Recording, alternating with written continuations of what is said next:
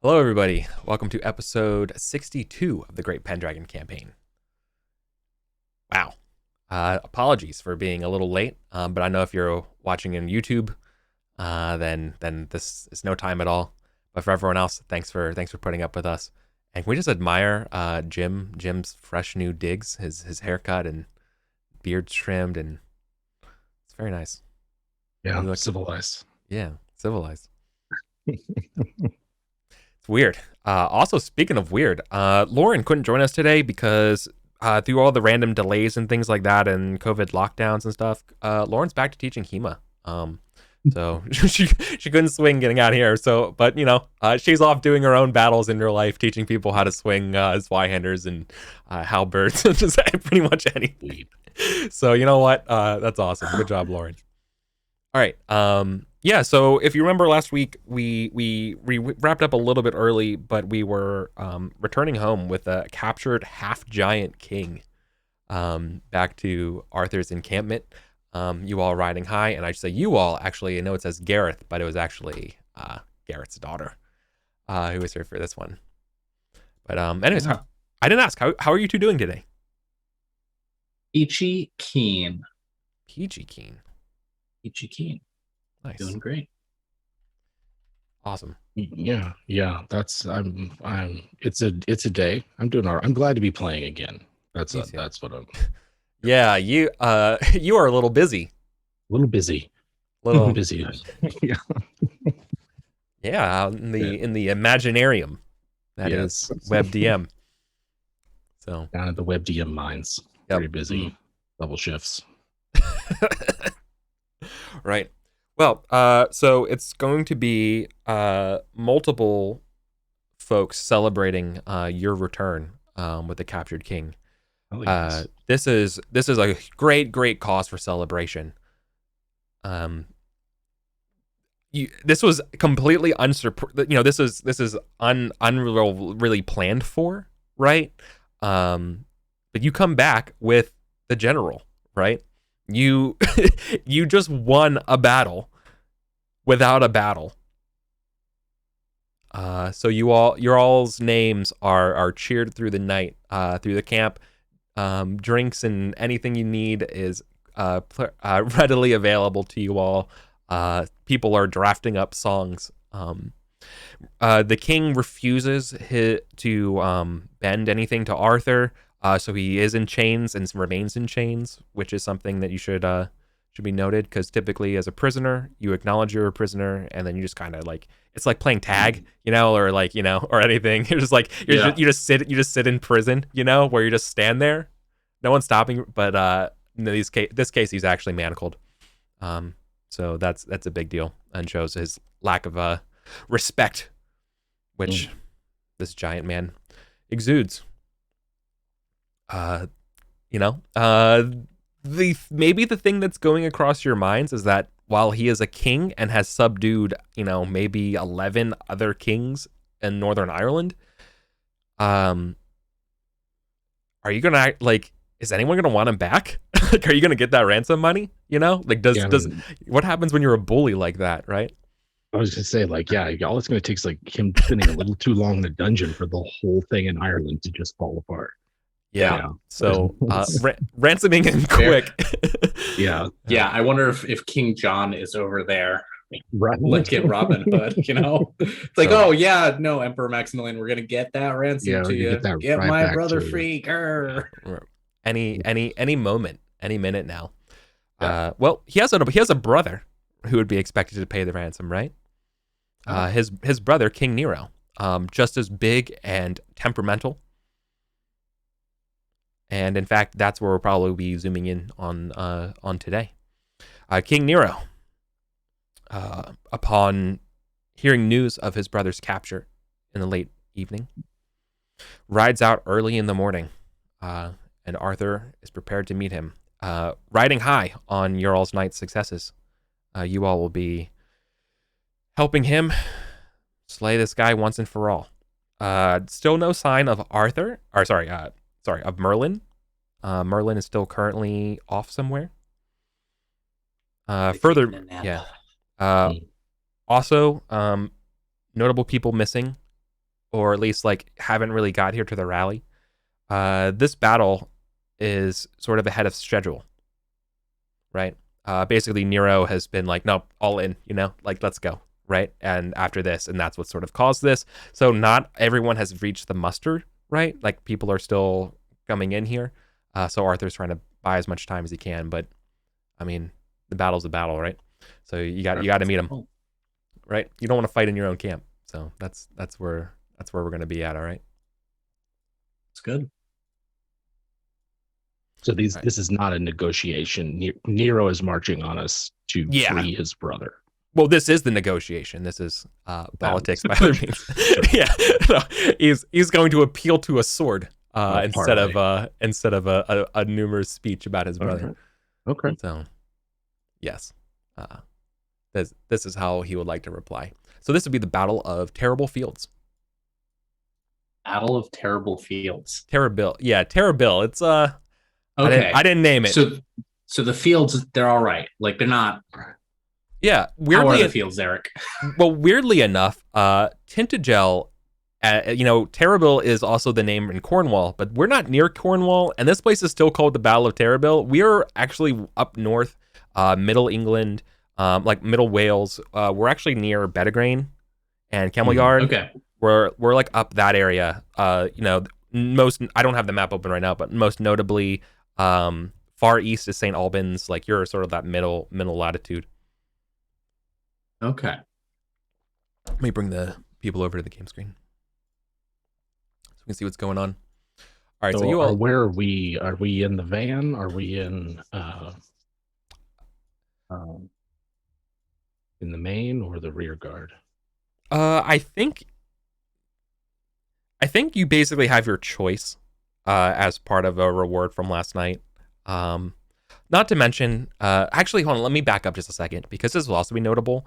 When you pay ransom, or when you get a ransom and get a reward, it's expected that some of it goes to your Earl. So your Earl has been obviously boasting around, being like, yeah, those my boys. I try everything they know. This guy here, right? I haven't seen you in years. Yeah. Rufus. So Rufus is absolutely that's to be expected. Yeah, and well, he knows not to really mess with you two, especially not Gareth. But he is sort of lording this over Balin, right? Who's just knighted and being like, I'm, this is everything. You need to, this is part of the due back to you for, everything in your marriage, and this is all like, yeah, come on, just ingratiating oneself into the mix. Yeah, Orthrin is not shy about it. I unhorsed them. The king was flat on his back from my blow. Yeah, between like drinks and songs and yeah. Ace was like, have you heard yet? Gorthrin, do you think anyone disbelieves you? No, but I won't. I have to paint them the picture of what it was like to be there. Perhaps you can paint the picture tomorrow against the brothers' army. Paint it in blood, if you will. Splendid idea. Well, Nero's forces are fewer than Arthur's, right? Hastily put together, ready to rush out. However, he is inspired by his family. So we're going to kick off this battle. I'll let one of you roll for Arthur's battle. Arthur's battle today is 12. Oof. And I'll be rolling Nero's battle at 18. Boy King. That boy. Oh, no. I crit. Oh, no. Arthur. That's all right. Yeah, I mean, this is with the vengeance. So that's what's going to happen. So we're going to do our Calvary Charge, right? And Arthur will be leading here. And it's very much like... it's very much like this wall. The rage flowing through their leader permeates through the rest of the ranks. There is that gulp. You all passed that. Oh no, you failed. Yeah, it was almost a crit too. Yeah. Almost, Oh shit, I thought it was still a pass. Oh yeah, no. Nope. Can Can you all make valor tests for me? Yeah, sure. Sure. Ace-Win's fine. Yeah. Gareth is not. Ooh, they're Irish. I mean, I think Gareth, it's just like he knows the king is just not that good a strategist.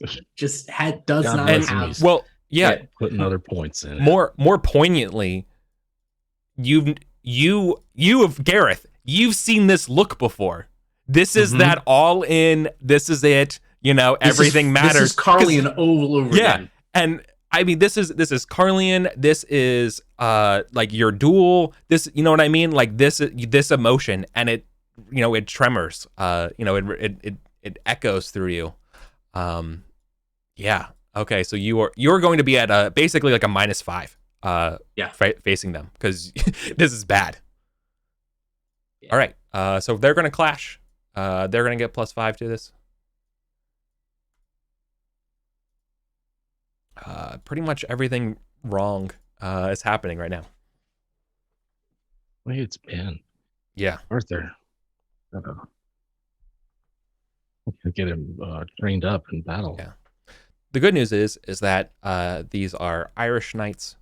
They're not necessarily as well to do as, say, King Lot's army or anything of the sort. Sure. We're getting no bonus. No bonus at all, my friends. Do you want me to kind of focus on one character at a time?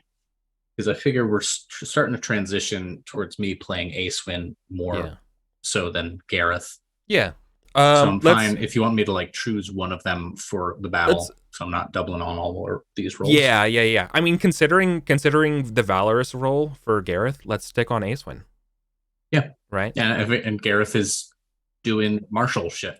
Yeah, exactly. A little right. Higher. Yeah. So higher level. If I call for a lower, like, regiment level, or like, whatever your what's bigger than a skill? Yeah, the company size level of things that you would be working on. Actually, more like a skill. Yeah, like on the skill level things, we'll say Gareth roll battle and stuff like that.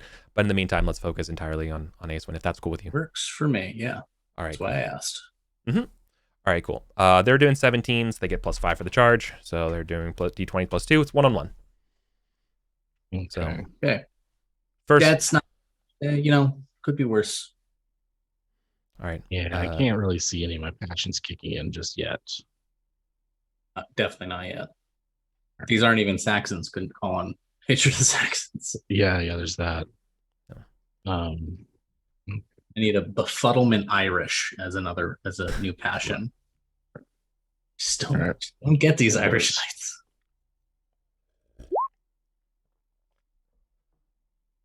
Pat, don't destroy my shit. Little chaos engine. So Nero's you can. Yeah, so I think you all see that Nero's vanguard veers towards Arthur pretty much head on. They're doing this. All right, Lance going to you, Jim. Oh shit! I should have rolled Lance. My bad. That's a crit. And okay, still failed. Lance going to Ace-Win. Just a pass. Yeah, pass. But I don't get my shield. All right. Oh yeah, you don't get your okay. So there looks like Ace-Win is following the family tradition of never being good with the lance. All right. Damage for you, Erwin. Sorry, Gorthrin. 26. This is my C18. Yeah, so 8 damage goes to you. So horsemanship.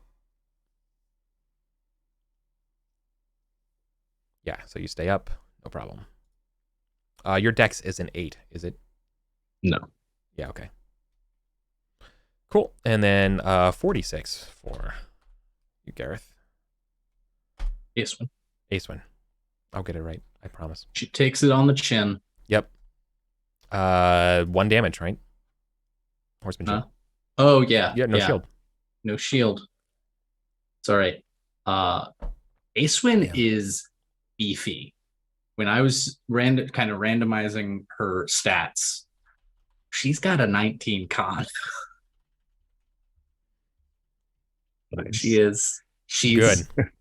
She's not particularly attractive. Yeah. Perhaps because Loves she is her built spouse. like a wall. Yeah. She is a spark plug of a person. Oh yeah. Perfect. Okay. Right. The clash hits, and let's roll and see if it breaks in Arthur's favor. Or is this going to continue? The momentum sticking with King Nero's charge. Can you make a battle test for me? Jim, you do it this time. All right. This is what, verse 12? Oh yeah. Actually, stand by 1 second. I actually need to roll 3d6 plus 5 for my own battle roll, and that's not good for you. That tempo-wise is going to be outnumbered. Yeah, what's the intensity right now? Oh, no. You all are going to. You're actually getting a quick reprieve. The intensity is not that bad because they hit you so hard, and you're crumbling. They're actually not pushing forward. They're actually going to disengage for another charge. Oh, okay. All right. They're being smarter than we want them to be. We want them to get stuck in where we and golf, but they're not going. Yeah, and so tactically they're going to withdraw here and now make your battle test for right. This will be its charge for the next round. Come on, Arthur. So your squires grab your new lances. All right. All right. Some blood. Yeah, roll for Arthur. 12. Oh yeah, that was a 17 for Arthur's battle. Oh, not great. Okay, I pass. So I'm still getting the charge. Yep, they're ramming you again. Fucking Arthur. All right. Just keep telling myself, boy king. Yep. Boy king, he's got, all right, got some years. All right, round 2, they charge once more. Were you doing lance or? Oh yeah, this is lances. Yeah. Lances. All right. Yeah, that was why they did it. It's a pass, so I'm gonna get my. It's 11. All right. How's your lance worse? This is in relationship to the rolls rolled. So this one's into my lance when I made it. Acewin's roll 14 and Gorthrin's roll 11. We tie.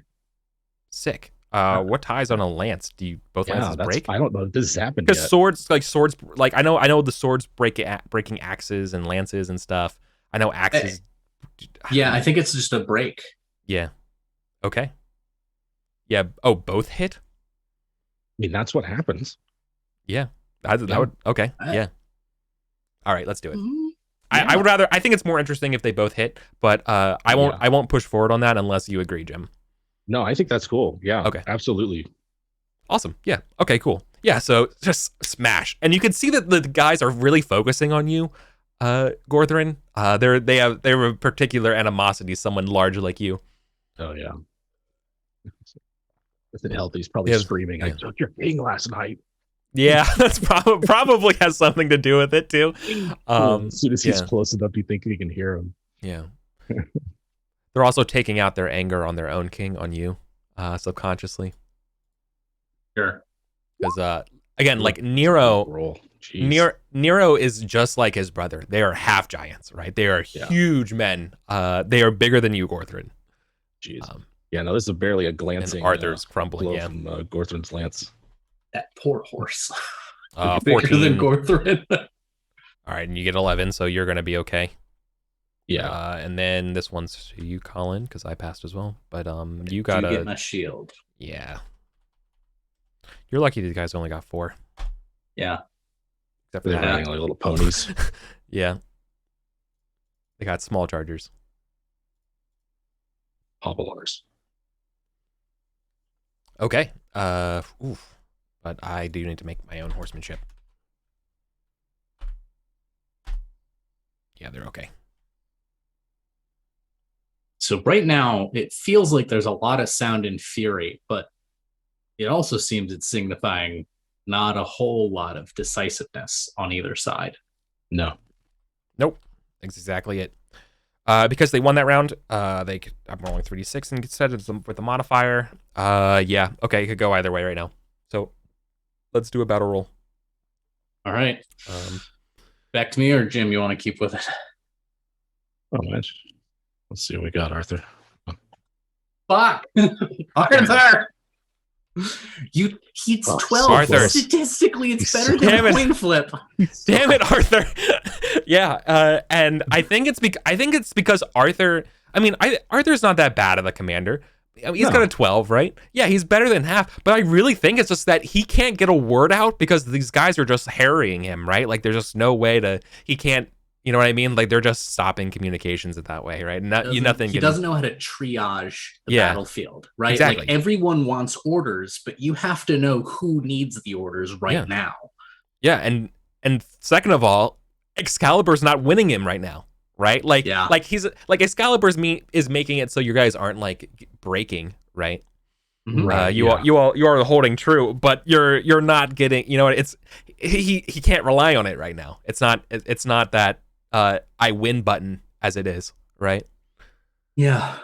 Like, God, in fact, you can't even see Arthur. Like Arthur's colors are it's red on red right now. It's just blood, you know? Like it's a messy affair right now. Love it. Okay. Anyways, I still win. Okay, cool. Yeah. All right. I still win. 1 with 4. Oh, damn it. Because they won. Let's see. They don't want to stand fast. They're going to. They can't charge because they're not disengaged. Yeah. They're going. Okay. It doesn't really make sense to move on flank because you guys are deeper in the van. I think they're going to push deeper, and so I think they're going to make. You're going to fight 2-on-1 on each of them, but they are pushing forward, right? Yeah. So you all are bowing as Nero's forces go after Arthur's, and their other guys go up the middle. And I haven't moved up the meta foot, but they're getting into it now. Yeah. Okay. So you're going to be able to fight 2-on-1 against them because they're pushing through. Now the thing is though, is that if they win this, they are going to break through you. Yeah. Right. And that is bad. Yeah. That is capital B bad. Sure. Okay. They will probably encircle Arthur. I would like to invoke a passion. Yeah. Yeah. That sounds like it. Yeah. It's not hospitality. It's It's loyalty lord. Loyalty lord is my lowest passion. No, I mean lowest of the starting passions. Yeah. But Rufus, I mean, you have Earl Rufus for most of your life. It's not. Yeah, that's fair. And maybe it's honor. Actually, no, when you mentioned Rufus, it's like, that guy who's trying to take credit for our achievements last night. No, we need to better the tale we told last night. we told this. We did get a king, but like we also got to show it that wasn't a fluke. Absolutely. Yeah, I think Aswin is going to roll. Me, thank God. Yeah, same. Calling on Gordon's honor. See how it goes. There we go. There we go. All right. Now they're not charging because they're just staying. No, in, exactly. So we're no longer having. So we're in the sword. Yeah, we're in sword. Sword. That's where we want to be. Yeah.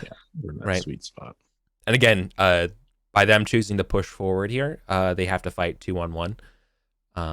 But again, if they miraculously win here, they pretty much are going to win the day. This is going to be a decisive blow. Who's the second? Who's our allied unit that they're with? Is it another knight? It's got to be another knight group. Let me roll. See what I get.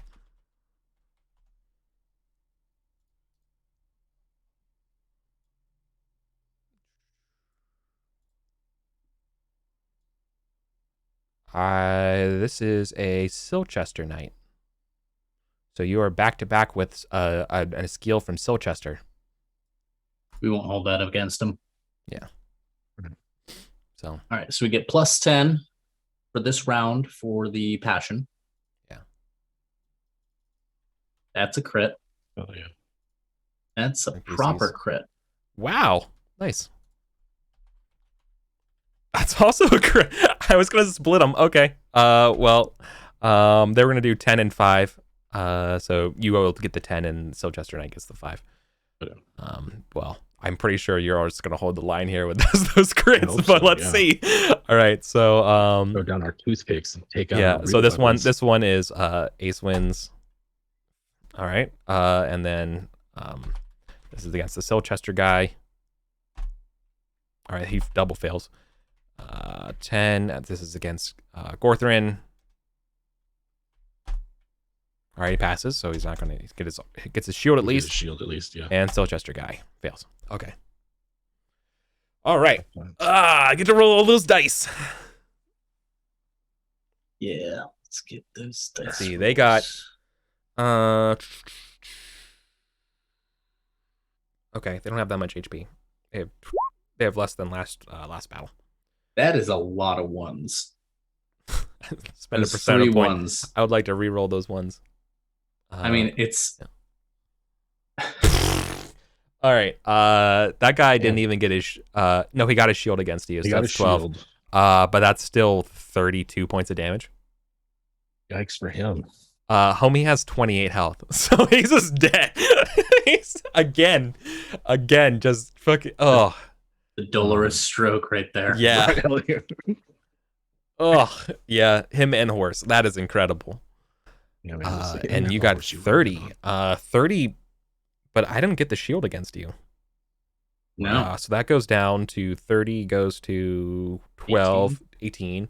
18's a major wound. Auto force knockdown. I believe then he has to roll another d6 for damage because he falls off his horse. Okay, so that's fine. Shoot. 10. He's Valorous. He's unconscious. He's unconscious. Well, yeah. I have to roll con, I guess, against his HP, right? Yeah. Oh, Jesus. Okay. Let's see.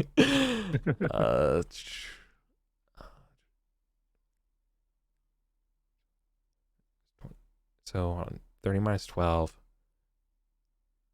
Wait a second. Hold on. I lost how much his HP was. So you did 30 damage to him.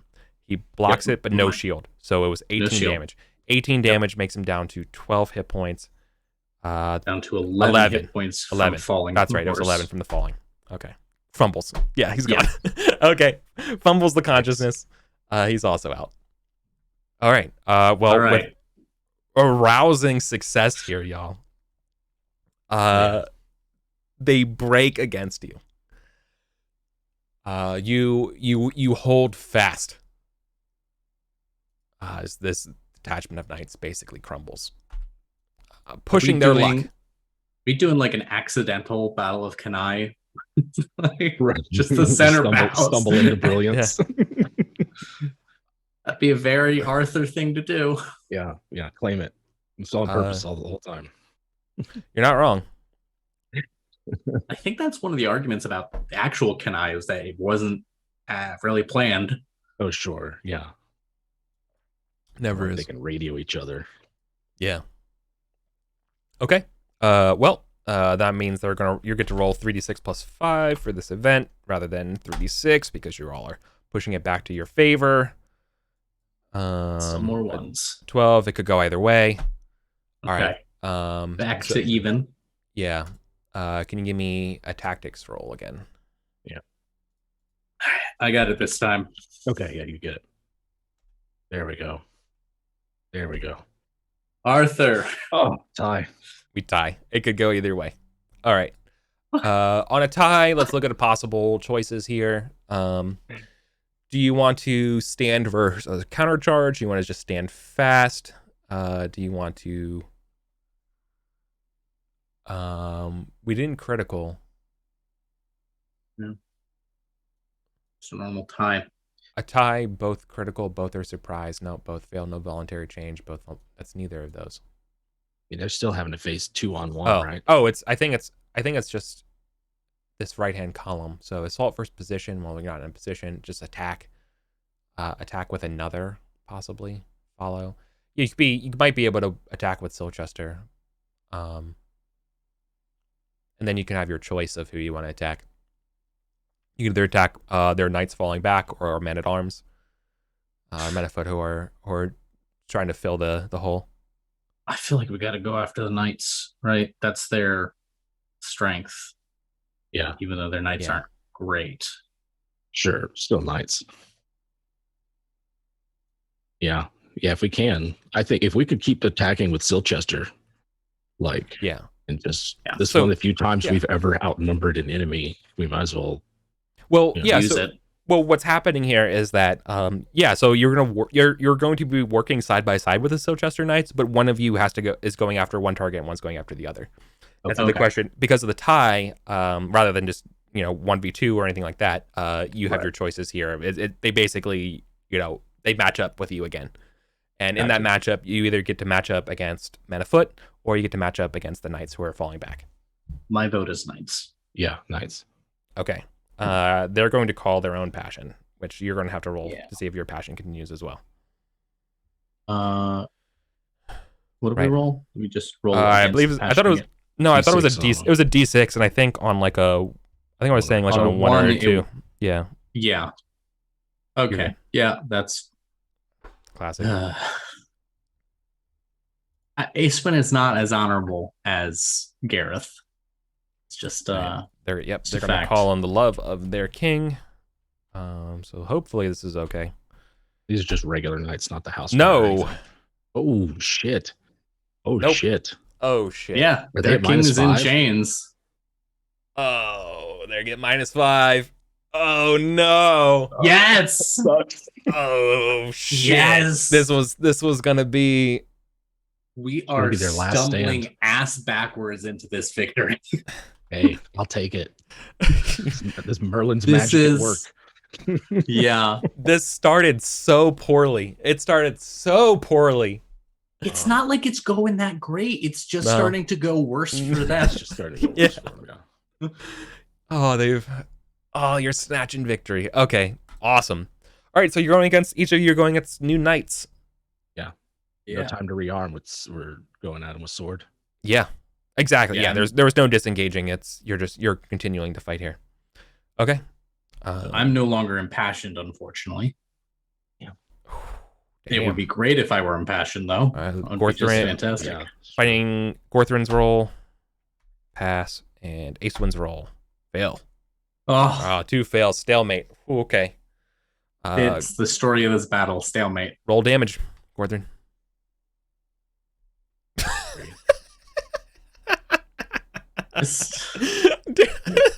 What I like about this is that I don't even have to do any valorous constitution checks. They're dead. Overkill makes bookkeeping just so simple. Right. Yep. Oh boy. Yep. This guy had a history. He has a glory of 2,700, and he's just instantly cut down. He's just like a melon. Yep. Oh. Gareth did say to paint it all red. So. No, that was Aeswin. Or Aeswin, yeah. Just following good sound advice. Yeah. Okay. So with one pass and one tie, or one fail, I'm going to consider this not a decisive victory, or a decisive pass for the next round. So I'm going to roll the same as we did before. So just 3d6 plus 5, as nothing's tactically changed in by that part of the battle. Mm-hmm. Although a 19, I think, is hugely in your favor. Yeah, I think high is good for us. Yes, high is good for you. I like not seeing ones, in fact, on the dice. Yeah. That's I'm a big fan of that.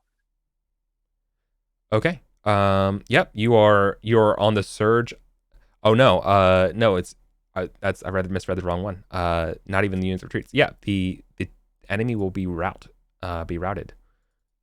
Which I guess means you just get to. You're just gonna roll damage here? They fight without a modifier. We have to see who makes a stand and who doesn't. So I'm gonna make a couple of quick tests to see if there's anybody you want. Right. See who's the rear guard as they start to retreat. Yep. So let's see here. Nope. Okay. No, they rout. They're done. Oh no. Oh no. Yeah. Did Nero just realize halfway through the battle that if we have his brother, he's king? If Nero didn't get a chance of that insight because I believe Nero gets slain by Arthur. So okay. if only. This is the Buster Keaton of battles right now. yeah. If they rout, like I just spent the rest of the day killing them. Well, I'm glad you said for the rest of the day because you don't get that. And I think because I'm about to describe what happens.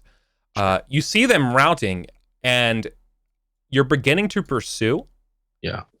And this is the dangerous moment. Because you're not the only ones on this battlefield. King Lot army and the rest of his reinforcements arrive. So that's gonna be a problem. Oh. Yes. So if we hadn't gotten rid of King Nero's fucking army, would we be facing two armies at the same time? Yes. That's fine. Knock out one, but turn the other. Defeat in detail is the best situation we could have hoped for. Yeah. I would have liked to know that's what we were trying to do ahead of time, Arthur. Yeah, I'd really like our Mr. Napoleon over here to tell us what's going on. He wins back all of Locris.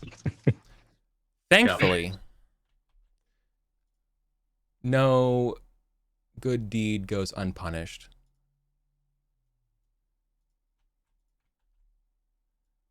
You receive your own set of reinforcements. Or I should say Arthur does. Pellinor. What's up, buddy? King Pellinor's men, Astrogales, arrive to the battle as well. Bring it. It evens the odds a little bit, which is good.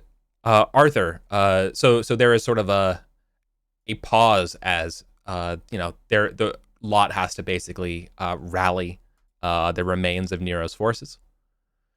Not to mention, as you all need to integrate Pellinor's troops as basically the vanguard because you all are fucked up and injured. Yeah. After surviving huge dents like that. So is there time to get a first aid roll for Gorthrin? Yeah. This would be the time to patch up, and there's not even enough time for Arthur to say, it's great to see you, Pellinor. Anything like that. It's pretty much okay. Good, up the front, buddy. Let's go. Set up. And Acewin bandages the one scratch that you used. Oh yeah. Yeah. So there was. I think if I was a more clever GM, there would be some sort of like, did you end up pursuing them and ended up getting into a big, you know what I mean, and like having to skirmish and draw back and something like that. But I think for this point, you all are too tired and a little too wise to make something so foolish. Certainly. So, not Cavaliers. Yeah. I think Gareth is just quietly losing his mind somewhere in the third rank. Right. Is that Wolfman's squadron going after the pull back? Don't you see that the others are coming over the hill? Yeah. Yeah. I'm just gonna litter the field with some dead, like a college football coach on the sidelines with a terrible game. Yep. All right, so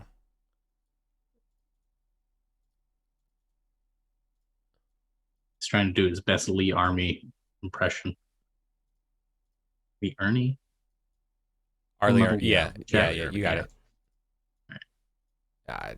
Yeah, let me give it to me. There we go. No, it could have been bad.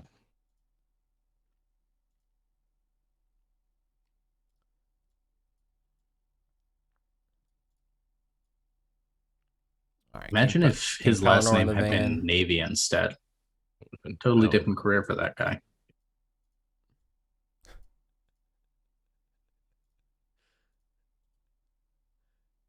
Your mind is a precious gift. In high school, we had a track coach who refused to tell us his full name, but very much insisted that we call him Jim. And someone finally got a look at his license. His last name was Ryder. It turned out his first name was Richard. That's why he didn't want a bunch of high school boys to know certainly what his name was. Yeah, I'd keep that a big secret. It's like the first thing you tell them. Everybody. Name's Dick Ryder. Get it all out.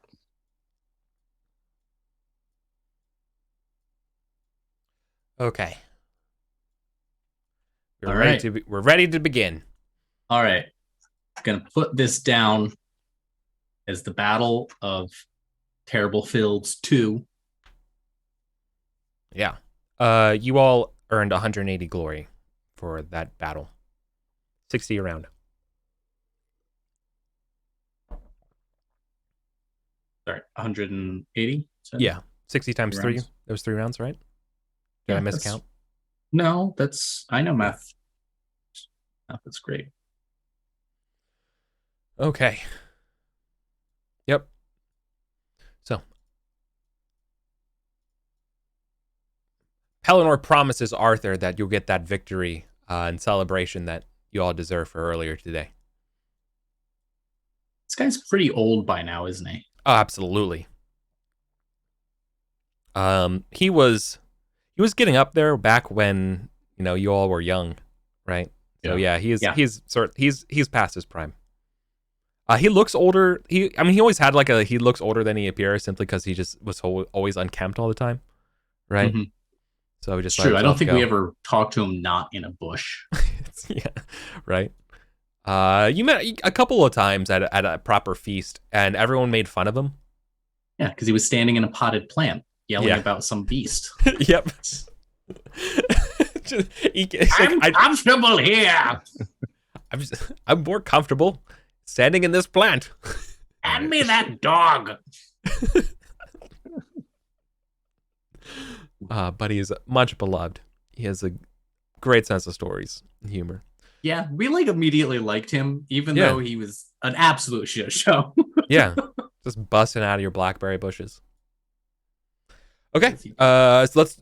All right, the modifiers for this battle goes as follows. King Lot's base battle is 25, and Arthur's is 12. Arthur is getting a +5 because you've already achieved a victory today. You're getting a +5 because you technically outnumber Lot's army with Pellinor's backup, but your army is tired. So you're just getting a net of +5. So you're actually rolling a 17. 17 against Mr. Auto Crit. I mean, yeah, not quite an auto crit, but But Eric's 25. rolling. So I mean, yeah, we have 10 knights to their 4 though, or their 5. Exactly. Yeah, we've been on their side before. Gareth, Acewind certainly doesn't, but Gareth knows how quickly these things can turn around on you. Sure. Yeah.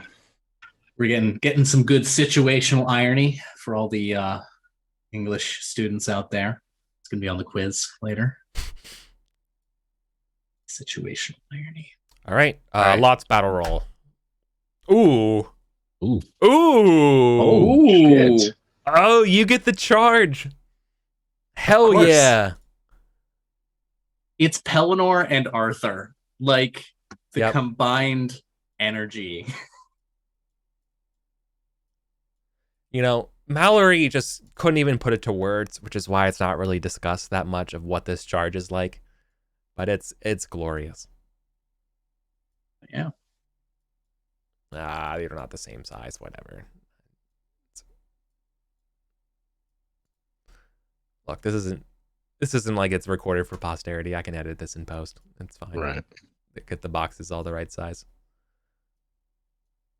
You're tucked in right there. All right, King Lot. I feel like this is the 3rd time we've squared off against King Lot. Yeah, King Lot hates Arthur. This guy. They have him. They have their bowels full of wrath, and ready mounted are they to spit forth their iron indignation against their walls. Yeah. They're something like the Knight of 100 kings, something like that, or the 13 kings Like he keeps like a huge posse still. Sure. But I mean, that's not as poetic as they keep iron in their gullets. Yeah. Yeah, it's King John, Act 2, Scene 1. Welcome. Thank you. Very good. Well. All right. Lance. Lance. So we get +5 for the successful battle roll. You do. And then charge bonus, but we're charging knights, so we don't get the we don't get the mounted bonus. Correct. Yeah, so you just it's a net +5 at the start here. Yeah. Just so you know, I'm going against a 19 if you want to do a passion or anything like that.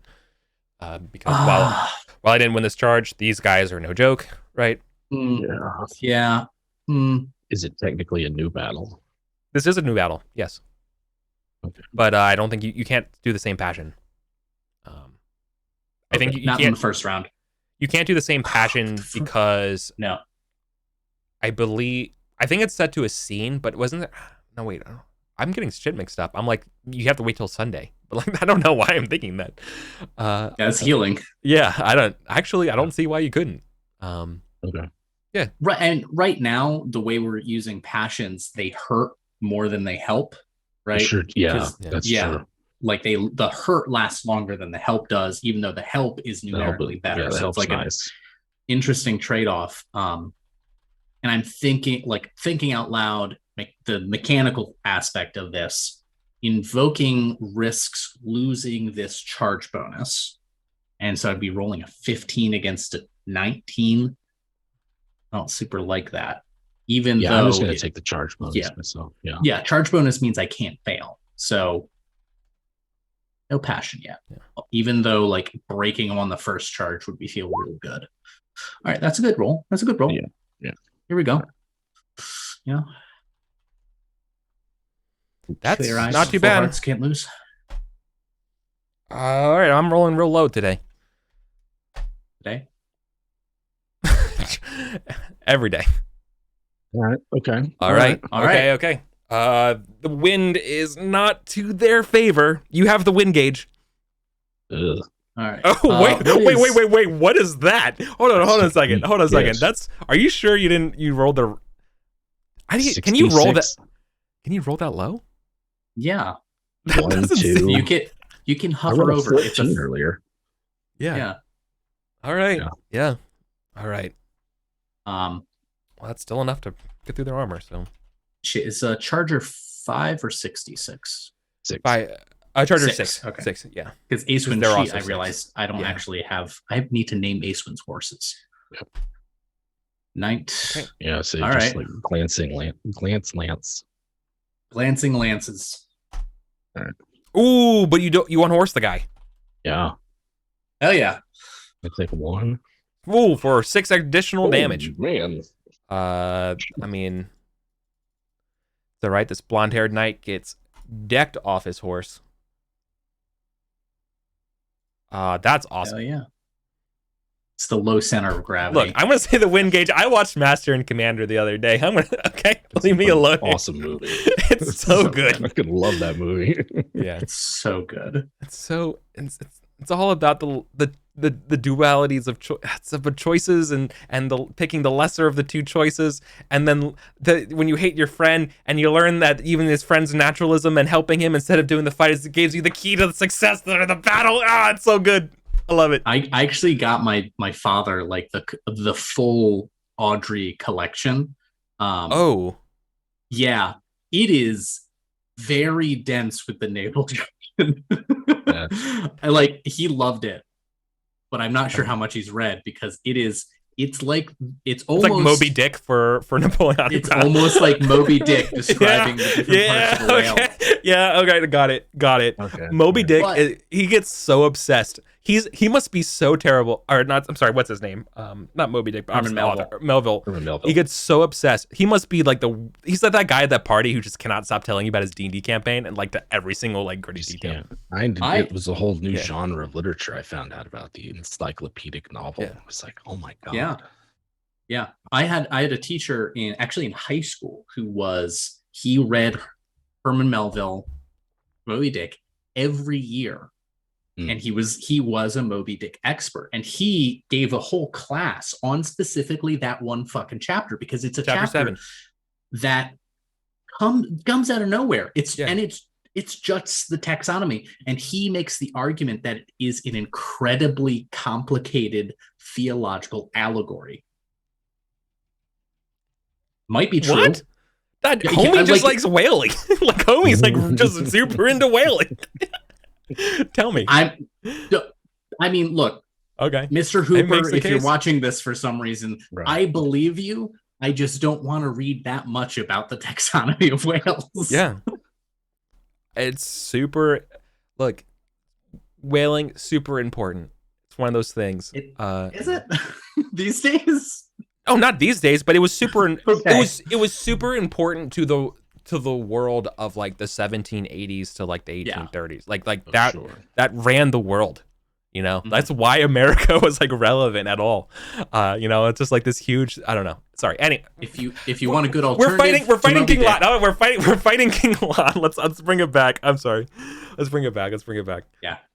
All right. Arthur Gordon Pym by Poe. Yeah. All right. We're fighting King Lot. You all are crushing it. I get to roll 3d6. You get +5 to this. Oh, good Lord. Jeez. Did we still break them on the first charge? You broke them. The first charge. That's a lot of damage. That, my friends, is a gratuitous amount of damage. Wow. Okay. They are actually going to rout. Now I get to actually look at the rout rules. Rather than say, haha, I don't have to worry about that because King Lot's coming up. What are the chances of this happening twice in the same battle? On the first round, what the hell? Okay, I believe they have to see. We see who stays in fights. I'm gonna give them sort of like their own little skills tactics roll here. So there's gonna be at least a couple people straggling. A little bit of fighting retreat. Yeah, a little bit of a fighting retreat here. A little bit as a treat. This will be.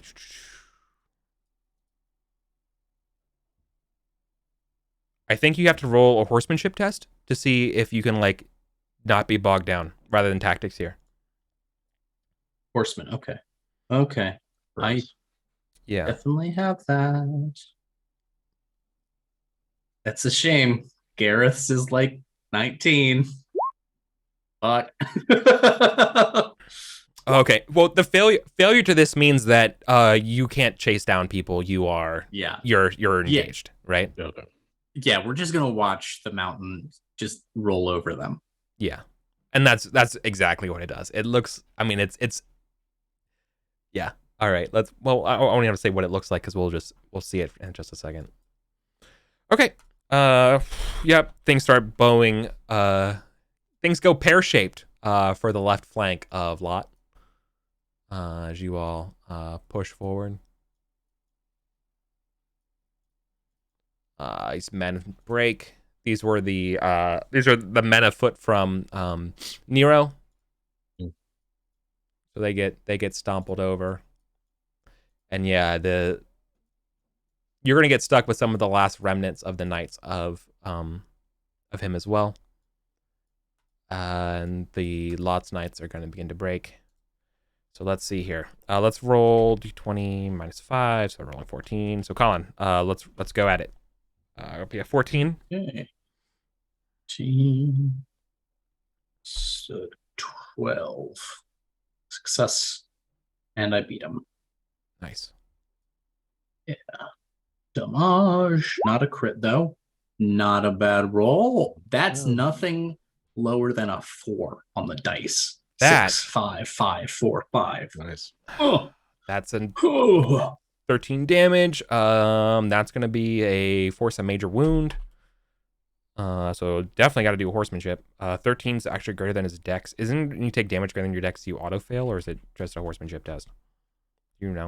That's what provokes the horseman. Oh, that just provokes it. Okay, that's what conjures it. All right. Stays on his horse. But 13 damage is friggin' brutal.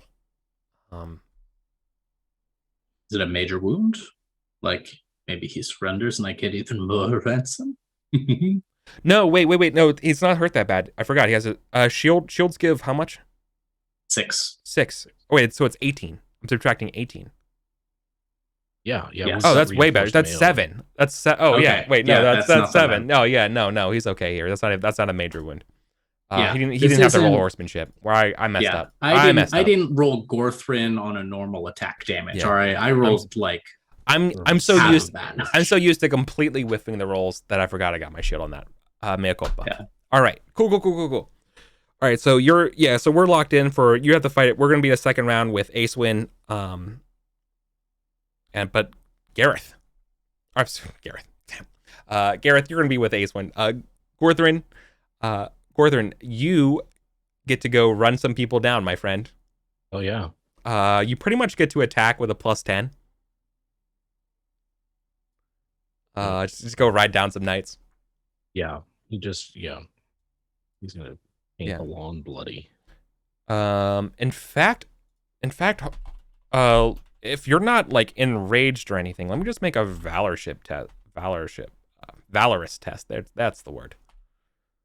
Gorthrin? Okay, they're not going to immediately surrender to you. No. I was the knights fleeing. If they would just surrender to you, but no, they're trying to outrun you.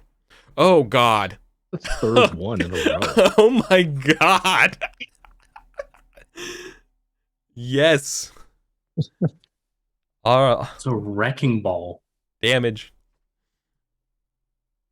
No. Sport.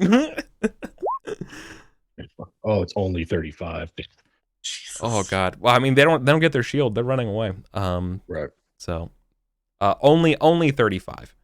If he doesn't get his, no, he did. He's unconscious. I mean, he falls off his. He's gonna fall off his horse. He's gonna fall off his horse unconscious.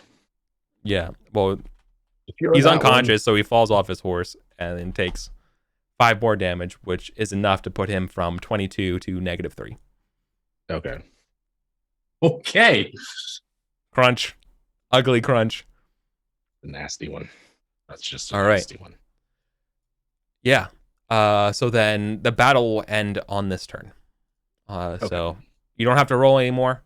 Because furthermore, as you all are just completely just carving, just butchering up Lot's left flank, something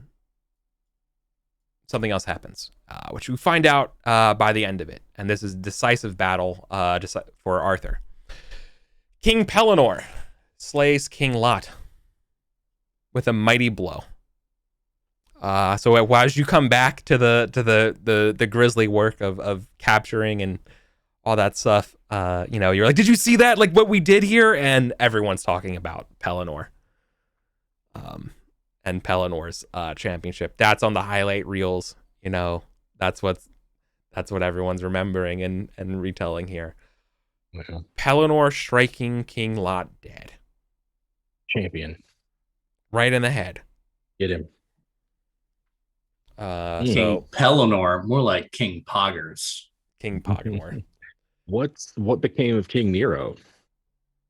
Also dead. Arthur slew him. Yeah. Oh, that's Arthur okay. Killed him. That's right. We're collecting kings. Yep. Sure. You are.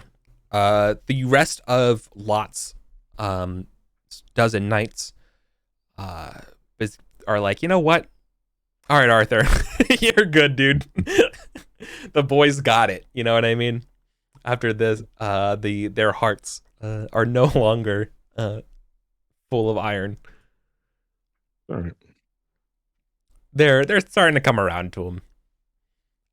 Most notably, Sir Urien's is coming around here, as well as King Lot's children. Although they are a little bit still in shock of the death of their father.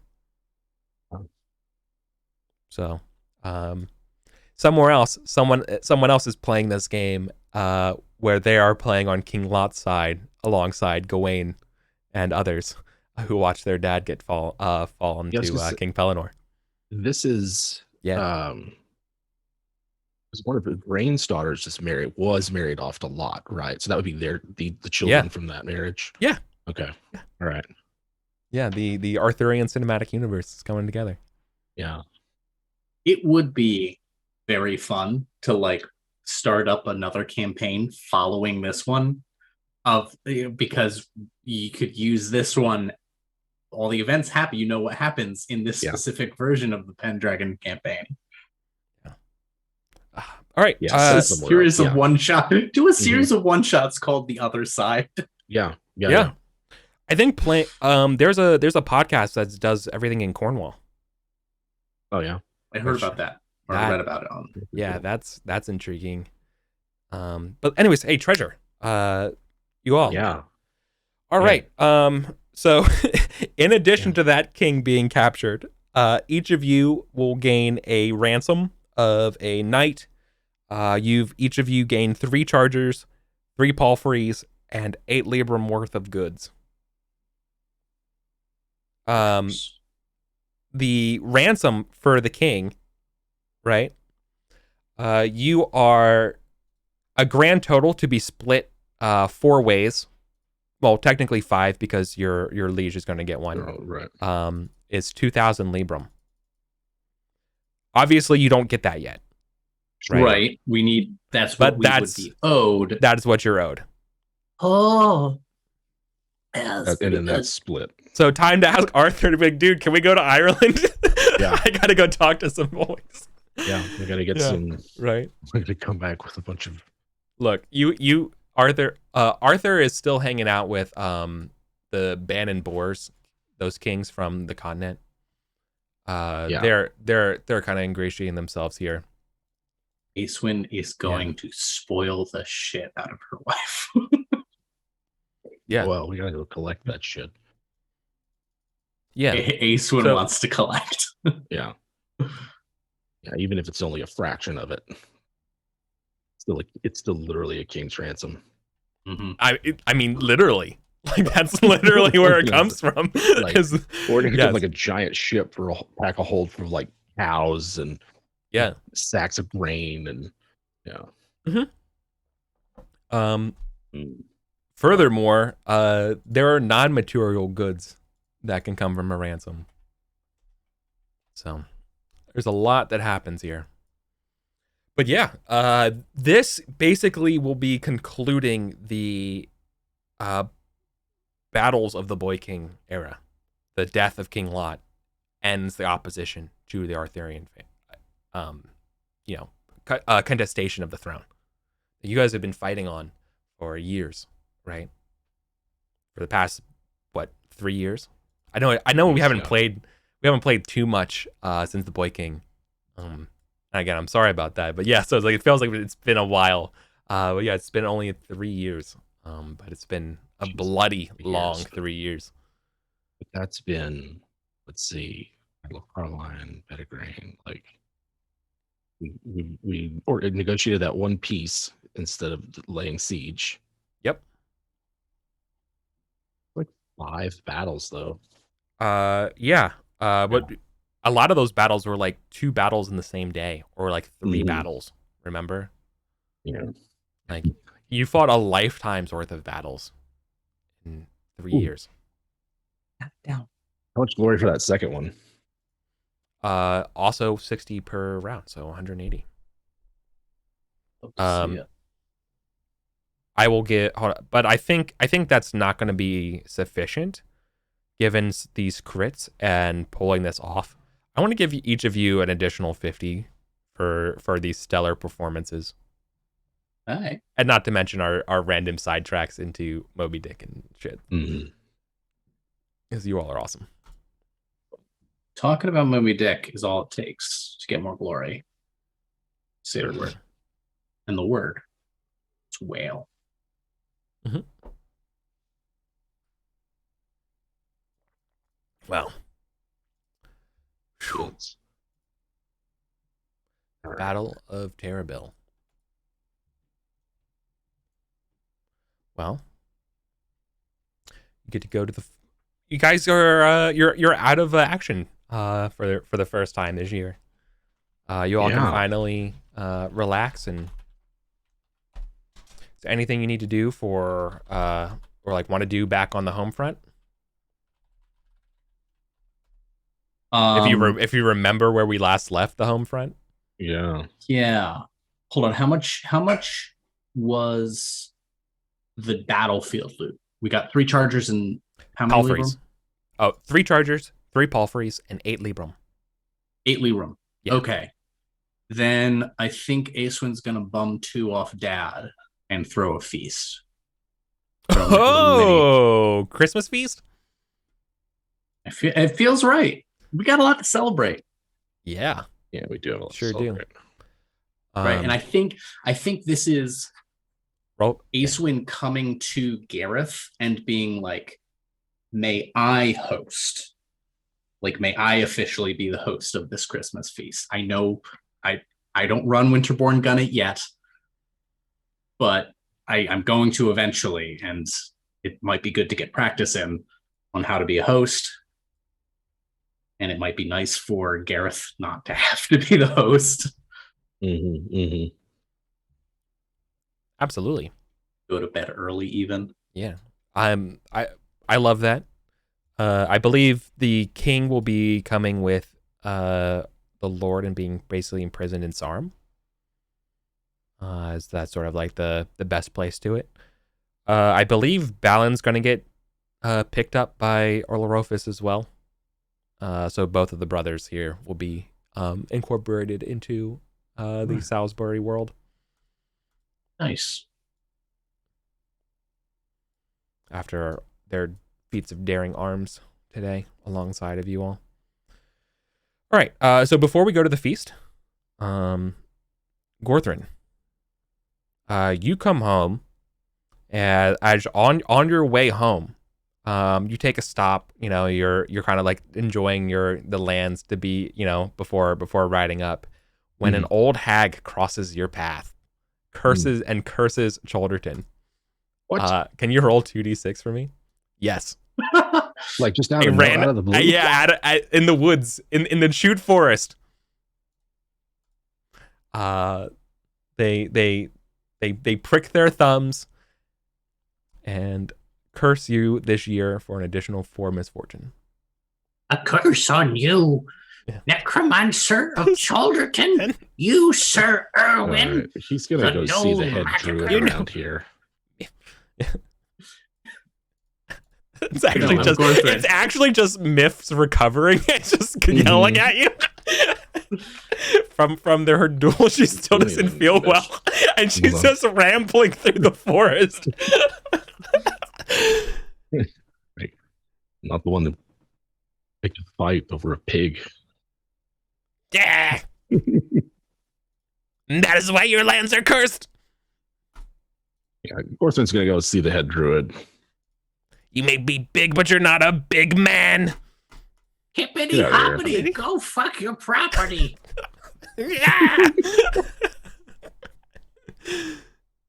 Yeah. All right. Well, thankfully, this curse only lasts 1 year. That's good.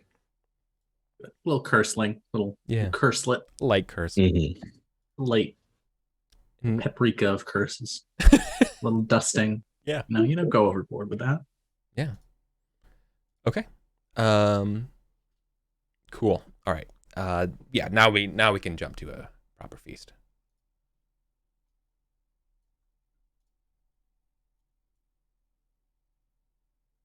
You know, I never was not expecting that. I have to clear out the.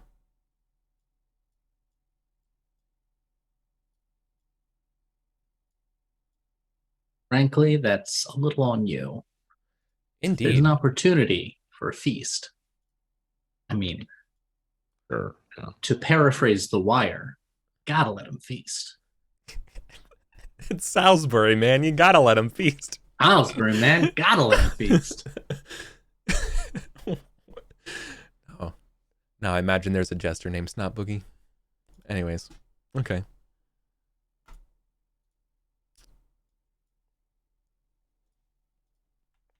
Okay. All right.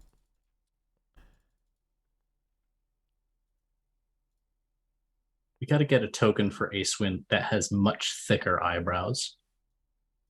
Yeah? Thicker eyebrows? The distinctive features I rolled for, right? Because you roll distinctive features if they're good looking or not good looking. And the two I got were bushy eyebrows and rough hands. On it.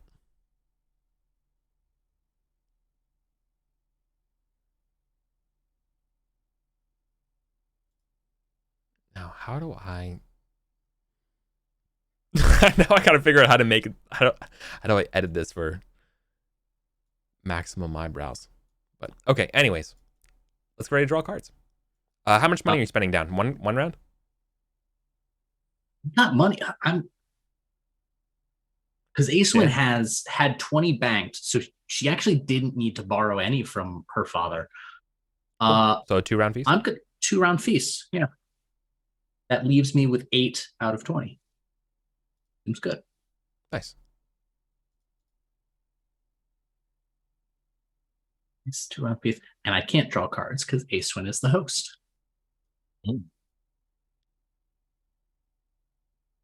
Instead, Acewin's going to drink. That's absolutely his procedure. All right. First up, appearance. Crit. She's showing up. Best spice. Ooh, best dressed. Spice. All right. Let's see how. Oh boy. Hey! There you go. I mean, she was going to be above the salt anyway because she's the host, but it's good to know that she actually got it right this time. Right. Definitely got it right. String. So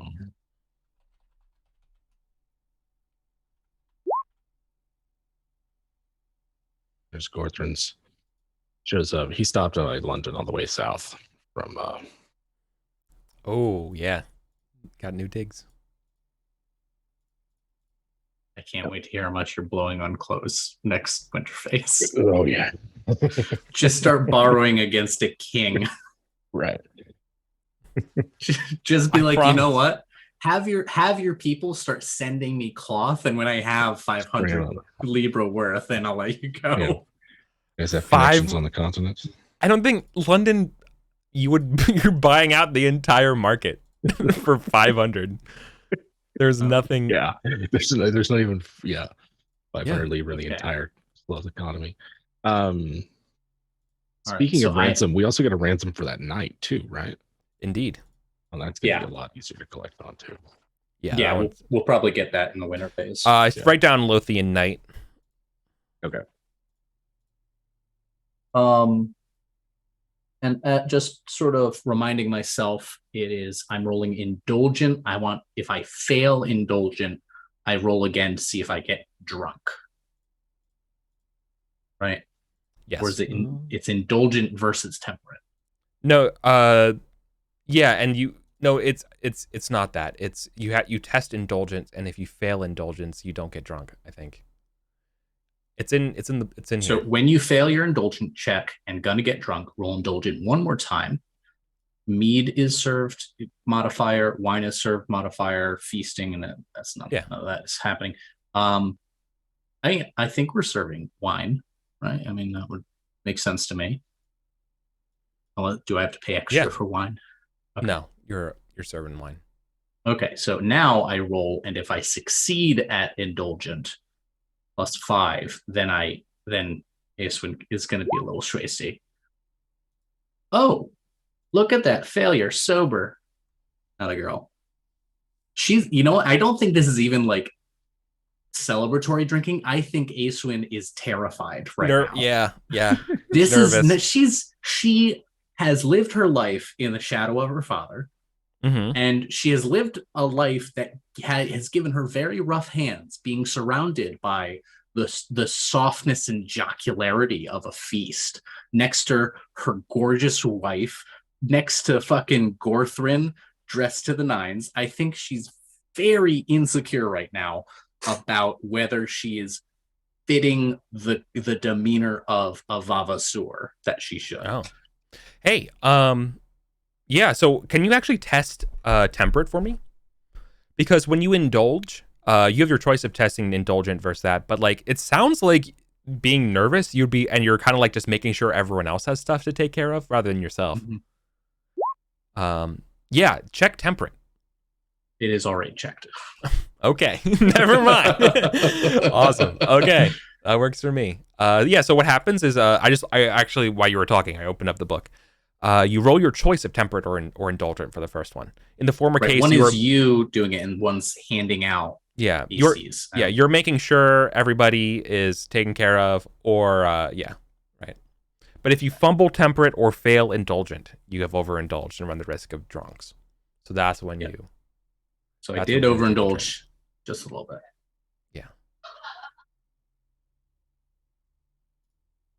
Yeah. Did you? No, I'm sorry. Did you? You need to You failed indulgent. Yeah, I failed indulgent, and then you overindulge. No, in the drink and drinks handout, I fail indulgent. No. So now I Hold on, no. There's a step that comes before that, Colin. If you fumble temperate or fail indulgent, you have overindulged and drink and run the risk of public drunkenness. See the drunk as a mouse, and the drink and drinks is drunk as a mouse. So you have now qualified to do drink and drinks. Okay, so to get this right, first step one, I choose indulgent or temperate. Mm-hmm. If I fail indulgent, then I test indulgent again. If I fail that, then I. Oh, you already rolled twice. Yeah, that was what I was trying to say. Oh, I'm unwise. Forgive me. I failed. Yeah, you're good. You're good. No, you know what though? The joke's on you because no one asked what food is prepared. Hey, it is pasties. Hey, pasties. Roasted seal. Oh, then we had to have gotten that from over. Aren't there seals like the near north Wales? Yeah. Sure. Yeah. Probably. I don't I'll have a better answer to that question soon. Who knows about seals? Yeah, right. Google seal meat real quick. Right. Roast seal. I love seals, but I would try seal meat. Yeah. Oh, easily. Mm-hmm. At least once. Love it. All right. Flirting. He's on his best behavior. Just yep. Yes, ma'am. No, ma'am. All that. Is he really making a go with Sweeterun? Is that what this represents? I think he's certainly. There's not like a romance there, but I do think that there's it's nice to come home to tranquility, kind of he likes having her around. She's nice, plays the harp, smart, really good at running a house, but I don't think he's in love with her. I forget what color we had for their roses. Go back and watch that. White. I think it was white roses. White. No. Or yellow, maybe. It's orange an option. I think. Yeah. There's a handout for the roses, but anyway. Yeah, there's a handout. I'm sure I wrote it down. I just don't recall off the top of my head. But that means we are drawing from the deck. Does anyone remember?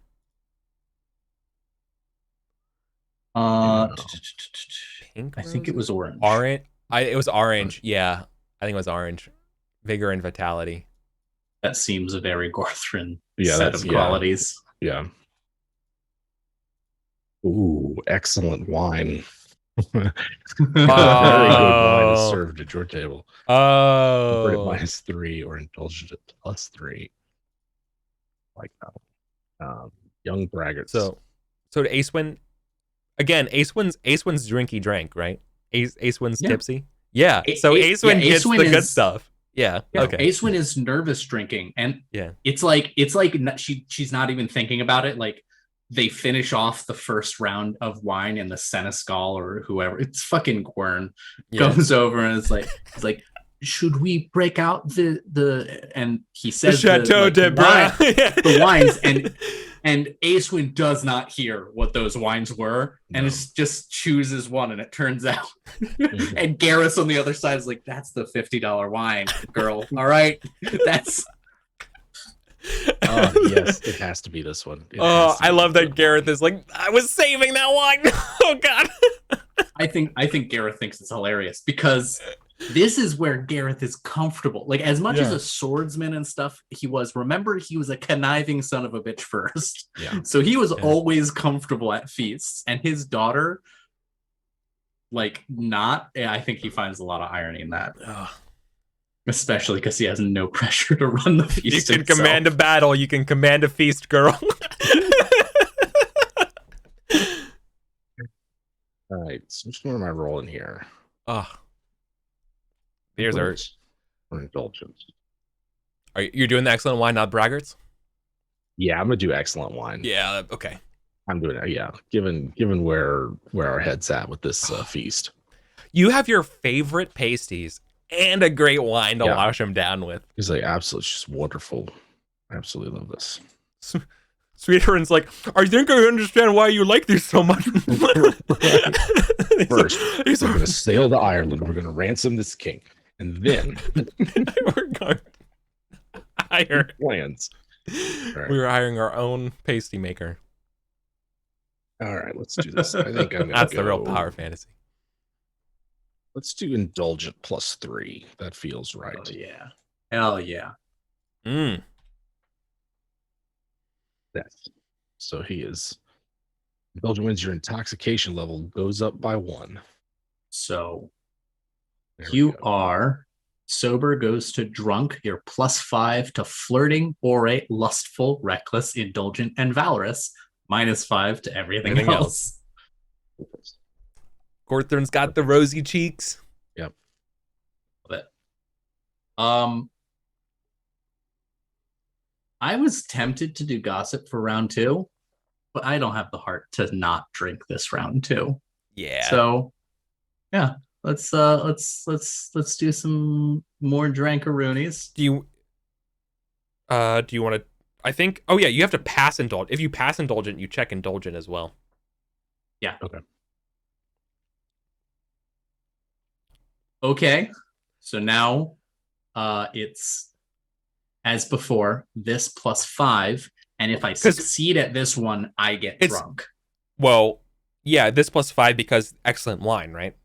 Yeah. Okay. All right. I just wanted to make sure we're in the fictional excellent wine zone now because of the last card. Yeah. Okay. Good. Yep. All right. I'm right there. I'm right there with you. Oh, you're hanging on. Oh, and I don't get the geniality because I have not passed indulgent. No, you passed it. Oh, you failed the initial, but you didn't. So I don't get that geniality bonus. Correct. But you don't suffer the problems of the drinky drinks because you passed your indulgent. No, I do. In order to get drunk, you have to fail the initial indulgent and then succeed the second one. That's why all the drinks give you a bonus. Oh, success to drink. Yep. Oh, yeah. No, you're there now. Okay. But weren't you already drinking? So now I was already drinking, but your energetic is sobriety was I was still sober. Right, and your energetic is 16. Yeah. Okay, cool. So you can auto pass. Yeah, there's no chance I'm falling asleep. Yeah. Oh no, my energetic is 13. Ooh, you get to test. Your energetic here. Okay. Characters with energetic of 13 or higher cannot be made to pass out from being drunk. However, otherwise, characters with lazy 16 or higher automatically pass out. That means your wife's passed out. Oh no. Oh no. Your wife passes out. Oh, awesome. Drunk characters roll energetic the following round. So if they were around 3, I would be in trouble. Nice. But what's Gorthrin's? Yeah. What's Gorthrin's? Fictional. He's drunk in round 1. Yeah. Oh wait, do I have to? Am I rolling again? Oh, you're rolling an energetic. basically 17 energetic. Oh, it's -5 because you are drunk. Remember, you get the -5 for everything. It's a character with an energetic value of 16 or higher cannot be made to pass out. Like, oh, yep, okay, yeah, because any other modifier to it, hossing it down. I gotcha. Yeah, yep. That's also why a character with lazy 16 or higher automatically fails. So that's what I love, that your wives are like, oh, just like beginning to nod off. Done that before at a party. We've all been there. I too remember Gen Con. Yeah. Right. Flag down one of the ladies in waiting. Yeah. Awesome. Oh, what a good party. Yeah. Crazy party. And that's what I think both me and Asun wanted from this, was like the sense of like a party. This is not this is a different feast than the one Gareth runs. Gareth runs like power games because he enjoys those. Even like innocent power games, right? He likes to throw them as opportunities for his friends to get more social currency. I think Asun is just like, no, let's celebrate. Let's be here with one another. So cute. More food. Definitely doing more food. All players. Oh, you son of a bitch. Yeah. All players, temperate versus indulgent. More temperate wins, no effect. Indulgent wins, make a con check to keep eating. All right. Pasties. All right. Pasties.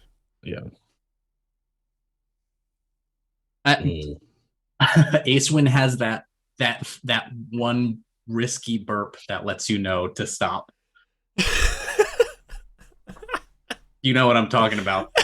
That one where you burp and you're like, that was hot. That felt a little hot coming up. Yeah. That is you have the eye of the comedian, Colin. I mean, you are very funny, and that's obvious, but the ability to observe that commonality, that experience. Mm-hmm. Thank you. I'm afraid if people don't pay attention to me, I'll literally die. I know. It's a defense. I'm only half joking. Tchaikovsky was like this, where he hated people, but he also thought if he was ever alone in a room, he would just die. He thought he would literally drop dead. I'm not like quite there, but if I go unacknowledged for a while, he dissolves into a wave particle. Yeah. Something inside me starts clawing its way out of my skin if people don't just love me constantly. Validation. Ooh, it's rough out there. Let me tell you, Danica sucked.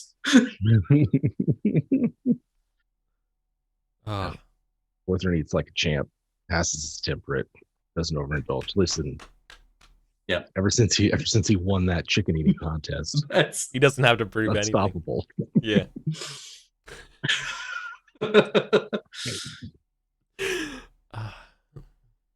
They say you have two stomachs. Awesome. Okay, and then that would be the last of the third round, right? That would be the third round, right? Yeah, it's only 2 rounds because I only spent 20. It's the last round, though. So that is 200, right? Or is it 100 flat for hosting a party plus geniality? Or is it 100 per 10 Libra spent on the party? It's 100 plus. It's 200. Okay. Yeah. So it's. So it's the same. It's the same rate as spending extravagantly. Okay. Yeah. Exactly. That makes a lot of sense. Okay. Hosting Christmas feast. We got 240. Look at that. Oh. 4,900. So close. Well, it's actually 4,927. Well, we're not out of the woods yet. No. Nope. Winterborn Gunnet. In the winter, you are rated. Cholderton. All right. You are also rated. Love to see it. You'll be rolling. Let's say these are Wessex Saxons. Yeah. Again. Yep. Always. There's always a cousin or someone who's mad. Speedrun. thought you talked to your brothers. Sorry. I thought I did too. Yeah, so you'll be rolling. This is the roll 3 things. You roll Siege, Valorous, and Sword. Yeah, but this is where we're back in Gareth's realm. It's like Acewin gets to host a party. She doesn't run gun it. Not yet. Correct. I ain't dead. He does sound like that. I don't know why. All right, so Siege first. Success. Battle, you said? Siege, Valorous. Okay. Siege and Valorous. Gareth is losing his fight. That's a fumble. That's a fumble. And Sword. And Sword. Well, that's somehow not a crit. Look at that. Oof.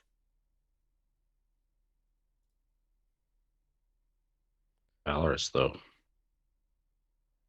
Yeah, immediately losing a point in Valorous hurts. Yeah. That hurts a lot. All right. A D4. Can you roll a D4 for me for that fumble? A 3. It is a major failure on your part. At some part of this raid. So it's a comical / major failure. So you do something very thoughtless for valor. I think Gareth accidentally herds people into the Great Hall instead of the fucking tower that we built for this. Yeah. The Tower of Elaine. That thing he spent so much money on, named after his. I think it's just a moment of like he's fighting and he's back. Suddenly he's back in the age of Uther. And it just yeah, kind of slips his mind. Well, you're going to be able to hold this with minor losses. You roll a d6 plus 1 for a misfortune modifier.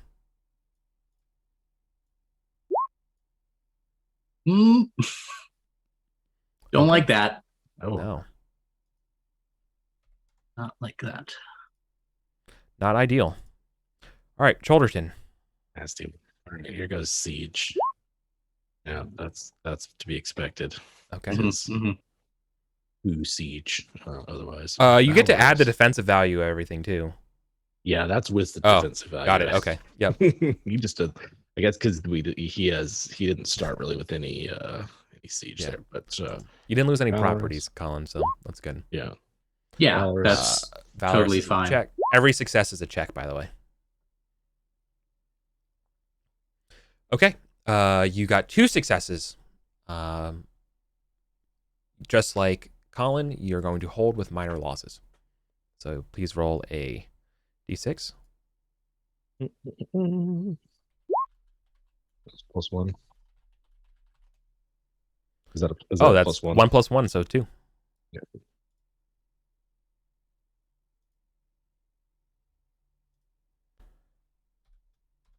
That's convenient. Yeah. All right. Cool. And then the last thing for Winter is our boy Gareth. You're hurt in an accident. Can you roll a d6 for me? Actually, is it all right if I narrate something else? Yeah.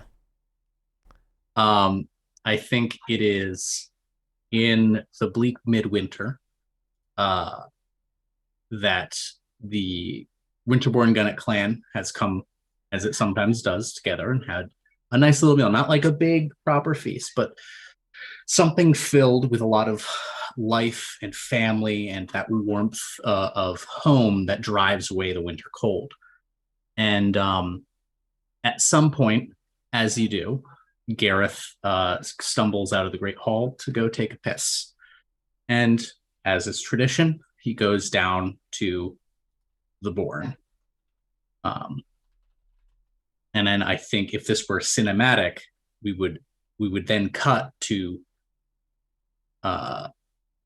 Acewin kind of getting interrupted by the sound of a splash. And Gareth is found some days later downstream, having fallen, hit his head, and been borne away.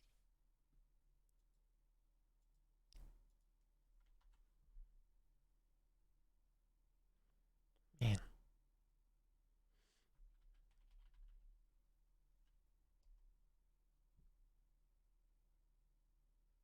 Gareth made it so much longer than I ever thought a character would. Like that, like how many times his life has been just nail biting on the line. To have to see him like last as long as he did was very. It's like this guy's made it. Yeah, and I think I needed it to be literally off screen. Yeah.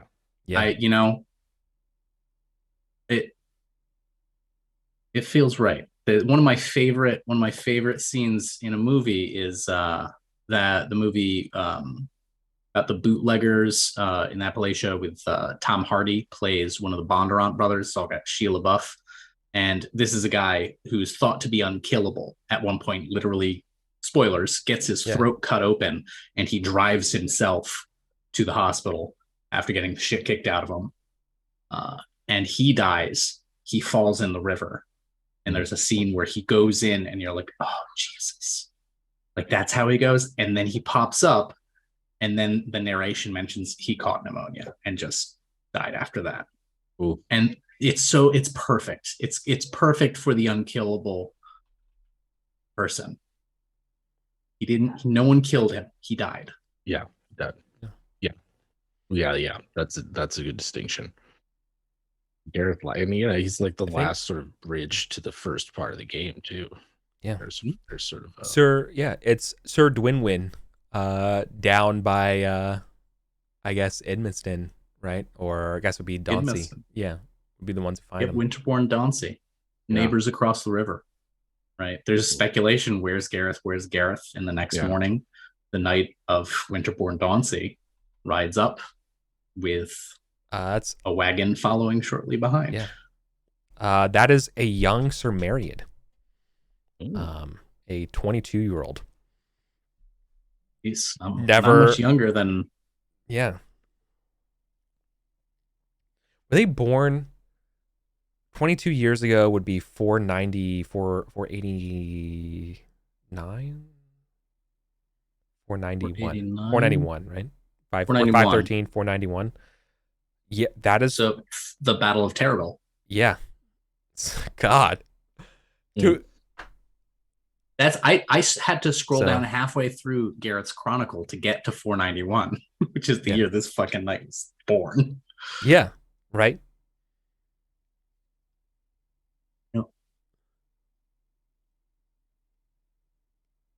Would have come of age in what, 501? The year that Gareth was married to Angarad. Came of age when Gareth married his second spouse.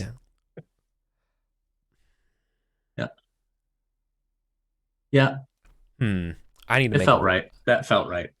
Yeah. That felt like the right choice.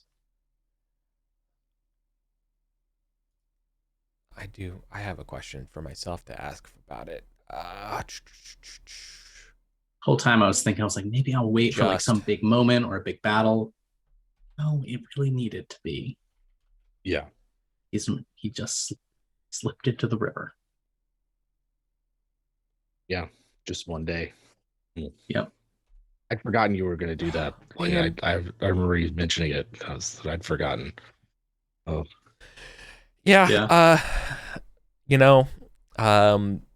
The Earl is more concerned that he lost his Marshal.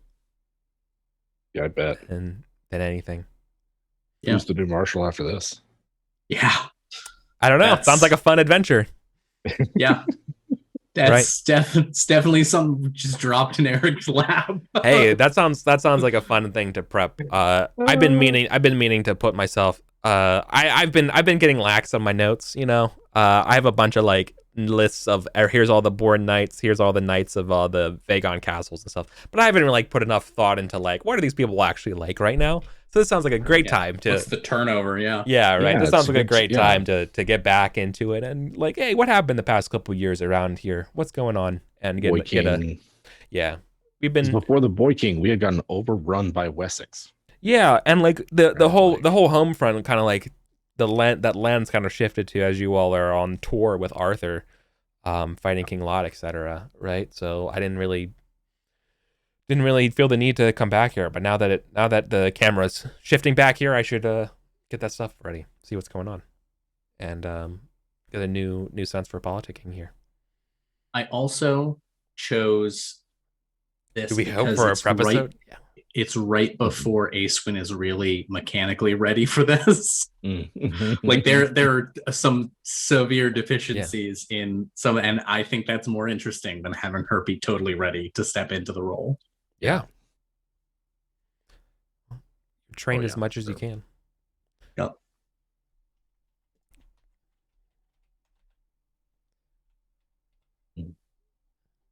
And to update the family tree. Yeah. Yeah. How much glory does Gareth go out with? Final glory Gareth retires with, let me pull it up real quick. 12,372. Yeah. Yeah. Damn. Yep. I'm gonna miss him. It's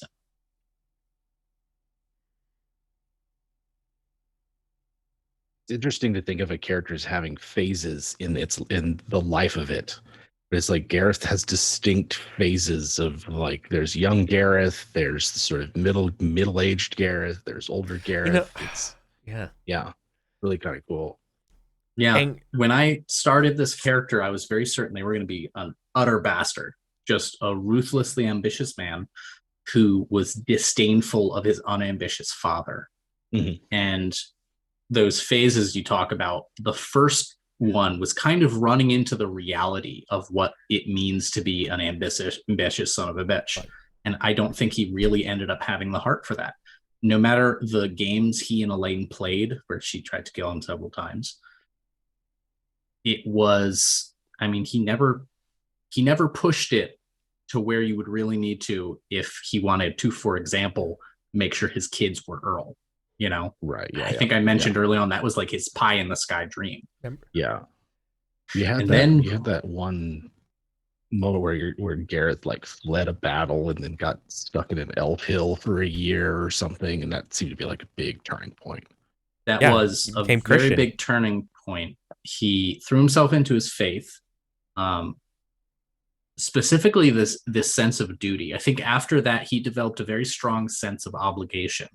In terms of what it means to be a knight, and to be a knight is to be obligated.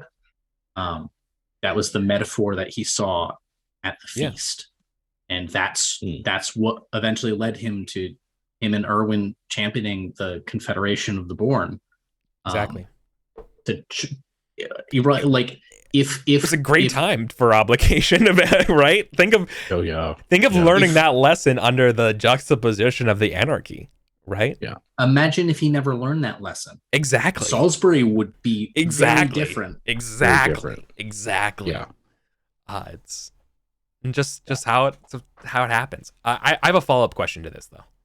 Mm-hmm. What is Gareth's heaven? You know, like is that just metaphorical, or is there like a space? Like what does it look like for him? Is there like a chess set? You know, is it just or would we rather it not be known? Been watching Elaine's there. It's like, oh no, it's the other place.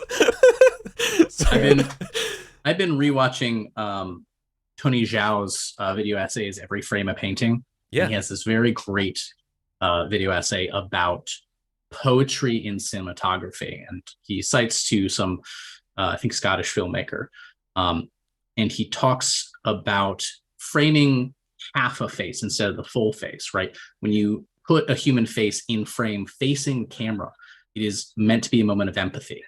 And I think if I'm directing this, that's what I would do. I'm not going to show Gareth's heaven. Why would I? It's his. It's not ours. Yeah. Instead, what I would show is a old man limping sort of down this incline towards the river, taking his time because his hip is constantly locking up because his back is twisted. And he gets down to the river and he takes, he fumbles taking his dick out to go pee.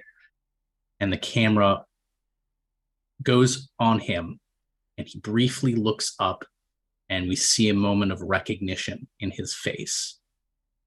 And we see some of that lethargy of age, some of that exhaustion, drain, just a little bit. He stands just a little bit straighter and he smiles and he's about to say something, about to greet someone maybe. And then he just suddenly drops out of frame. We get that splash and the desperate fumblings of well, I guess no, because we get the splash and like a kind of meaty thud as he hits his head.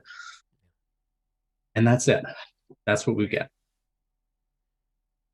Yeah. Fuck, man. Your speeches with Gareth were like some of the best, I got some breaks, don't worry. Yeah. You like to pontificate. That's a me thing that I like to. I look up little fragments of speeches and monologues that I like and just shamelessly pilfer them. Yeah. But absolutely. Especially what I appreciate what you're able to do is that you grab stuff that other people don't really know or kind of forget about, or and you're able to hide your sources. So much smarter. Yeah, it hides your sources. Yeah, you have good sources that are remained hidden, which is admirable. That's actually why I blur out my background. Otherwise, you can see what books I'm reading. Yeah, man. And I bet you even Alwena is like heartbroken, right? Yeah, absolutely. I mean, even I though think like Aeswyn is so angry, just full of wrath about her father, and like how dare he die without some explanations on what I'm going to do, on how this works. Yeah, he kept telling me to get ready, but he never taught me everything how to get ready. Yeah. Envious of his ability to always feel like he's in control.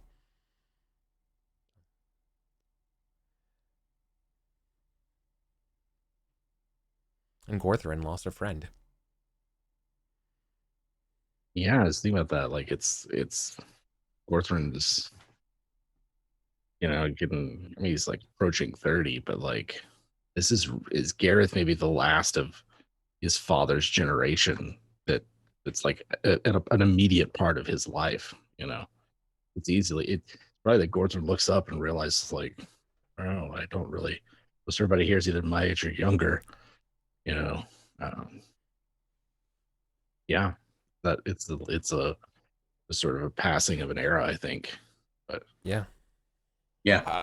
Myth's pretty much out of the game. Everybody I think Myth is.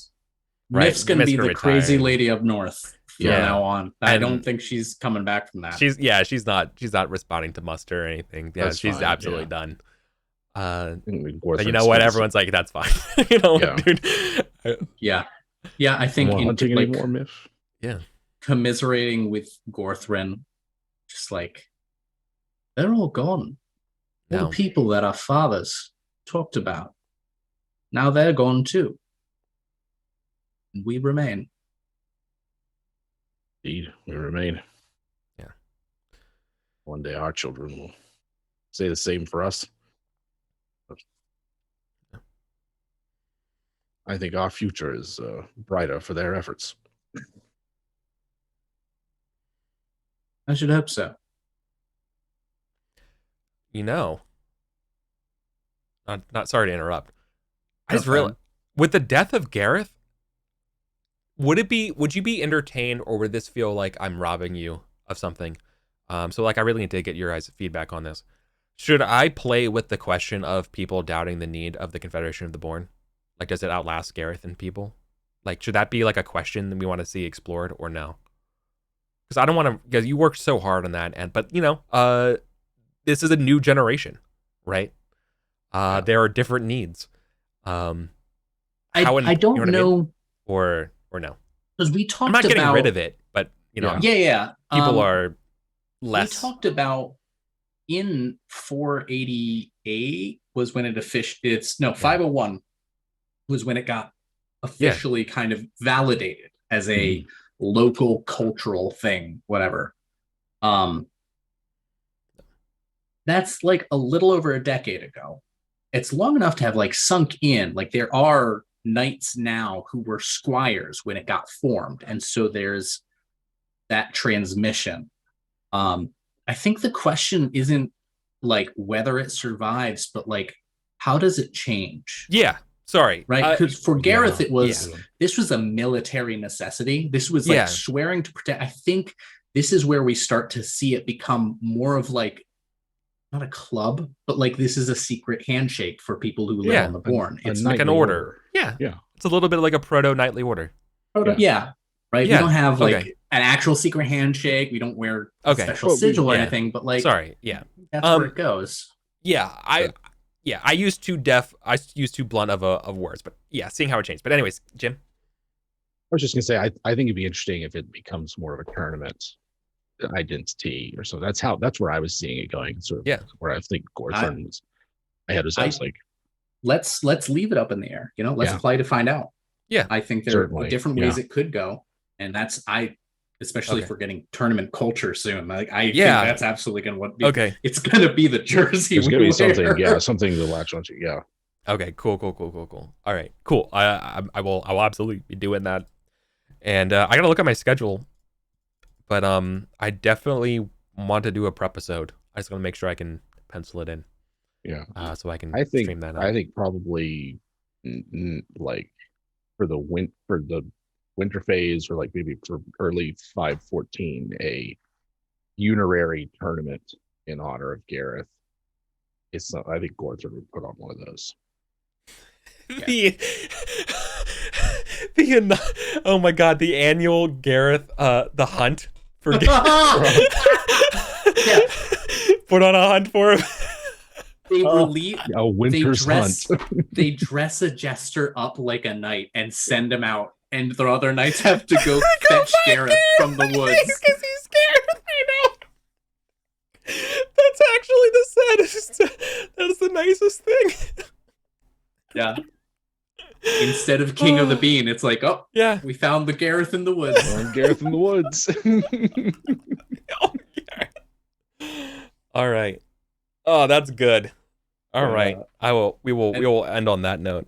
Yeah. Oh. Hell yeah. Good stuff. All right. Oh. Thanks, Colin. Thanks, Jim. This was awesome. Yeah.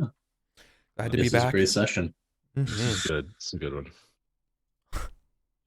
All right. Well, we will see you around for 514 next week. So take care, everyone. Shout outs, Jim, your Kickstarter. Oh yeah, I have a thing that happens. Sorry, I was just rudely bypassing it, but like actually this is the time. Yeah, it's fine. Yeah. So today is the 7th of June. So on the 9th, WebDM has its first Kickstarter going live. You can check out the preview page now. Our Twitter has everything you could use, because of course I don't have any links handy or anything like that. But it'll run from the 9th through July 11th, and it is for a 5th edition setting book, kind of sort of like a partial environmental book, partial toolkit, more just sort of our chance to get out some of the more gonzo D&D ideas that we have, because I find that makes for a fun game of D&D to just go all out with the gonzo post-apocalypse. Director's cut of Beyond Land Between Two Rivers. Right. Yeah. Okay. Yeah. Somewhere between like He-Man, Adventure Time, and Mad Max is the setting that we're going for. So I find it's a flavor of D&D I really like, and isn't a lot of it out there. So come check it out. Hell yeah. And I will put in the doobly-doo thing on YouTube. Oh yeah. Colin. Hi, I'm Colin, Mr. Cool Guy, and I am probably going to start streaming again over on the Phantom Roll Booth. I am back on Twitter, very, very gently. Only like 200 followers on the new account, but I'm back on Twitter. So check me out on Twitter. If you see me streaming on Phantom Roll Booth, check that out. It's probably going to be some game I'm really shitty at, and we'll see. Hell yeah. Right. Cool. All right, then. Now we're officially out. Thanks, everybody. Take care.